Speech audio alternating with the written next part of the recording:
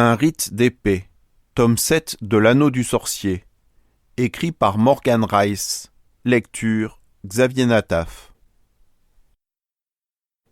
Qu'avez-vous à me confier ?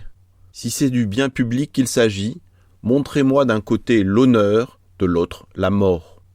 Je les considère l'un l'autre avec le même sang-froid. Et puisse la protection des dieux me manquer, si je n'aime pas le nom d'honneur plus que je ne crains la mort. William Shakespeare, Jules César. Chapitre 1. Thorgrim survolait la campagne de l'Anneau sur le dos de Mycople, en direction du sud où se trouvait Gwendoline. Il serrait dans son poing fermé l'épée de destinée. En contrebas s'étendait l'armée d'1 million d'hommes de Andronicus qui grouillait comme une nuée de sauterelles. L'épée de destinée palpitait dans la main de Thor. Il savait ce qu'elle voulait. Protéger l'anneau, chasser les envahisseurs. C'était presque un commandement sacré et Thor était plus que disposé à lui obéir.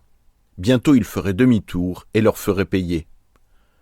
Maintenant que le bouclier s'élevait à nouveau autour du pays, Andronicus et ses hommes étaient pris au piège. Les renforts n'arriveraient plus pour leur porter secours. Thor ne s'arrêterait pas avant de les avoir tués jusqu'au dernier. Cependant, l'heure n'était pas encore venue. La priorité de Thor, c'était son grand amour, la femme qu'il désirait et dont il se languissait depuis son départ, Gwendoline. Il brûlait de la revoir, de la serrer dans ses bras, de la savoir en vie.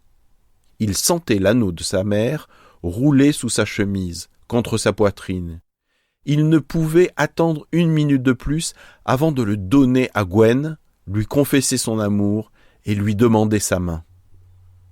Il fallait qu'elle sache que rien n'avait changé entre eux, que ce qui lui était arrivé n'importait pas. Il l'aimait autant qu'avant, peut-être même plus. Elle devait savoir. Mycople ronronna doucement et Thor sentit les vibrations à travers les écailles. Mycople avait hâte, tout comme lui, d'atteindre Gwendoline et de s'assurer que rien ne lui était arrivé. Le dragon plongea et s'enfila entre les nuages en battant ses ailes immenses, heureux de parcourir l'anneau en compagnie de Thor. Le lien qu'ils partageaient devenait plus fort à chaque instant. Thor sentait que Mycople écoutait la moindre de ses pensées, le moindre de ses désirs. C'était comme chevaucher une partie de lui-même. Les pensées de Thor se tournèrent vers Gwendoline. Les mots de l'ancienne reine résonnaient encore dans son esprit, bien malgré lui. Sa révélation le blessait plus qu'il n'aurait su le dire. Andronicus, son père, ce n'était pas possible.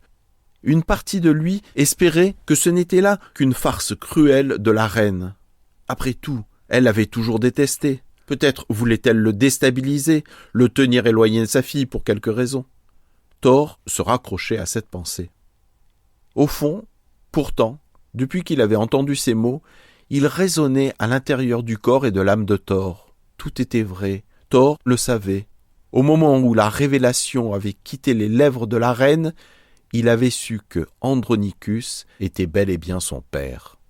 Cette certitude suivait Thor comme un cauchemar.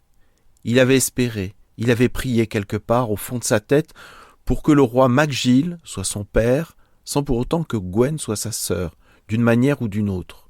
Thor avait toujours songé que le jour où il connaîtrait l'identité de son père, tout prendrait sens.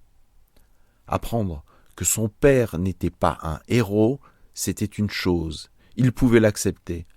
Apprendre que son père était un monstre, le pire des monstres, l'homme que Thor souhaitait voir mourir, c'était beaucoup plus difficile à avaler. Ils partageaient le même sang. Qu'est-ce que cela pouvait bien signifier ? Cela voulait dire que Thor deviendrait un monstre lui aussi, tôt ou tard ? Cela voulait dire qu'une étincelle diabolique dormait en lui ? Était-il destiné à devenir comme Andronicus ? Trouverait-il la force d'être différent ? Le destin déciderait-il à sa place ? Une génération pouvait-elle s'affranchir de la précédente ? Thor se demandait également si cette révélation était liée à l'épée de destinée. Si la légende disait vrai, si seul un Macgill pouvait manier l'épée, Thor était-il un Macgill ? comment est-ce possible si Andronicus était son père? À moins qu'Andronicus ne soit lui-même un Magil. Et surtout, comment annoncer la nouvelle à Gwendoline? Comment lui dire qu'il était le fils de son pire ennemi, de l'homme qui l'avait agressé? Elle le haïssait. Elle reconnaîtrait le visage d'Andronicus dans celui de Thor. Pourtant, il fallait lui dire. Thor ne pouvait garder cela secret. Cette révélation anéantirait-elle leur relation? Le sang de Thor bouillait de rage. Il voulait tuer Andronicus. Nous espérons que vous avez apprécié cet aperçu. Pour continuer à écouter ce livre audio sur Google Play Livres, utilisez le lien dans la description de la vidéo.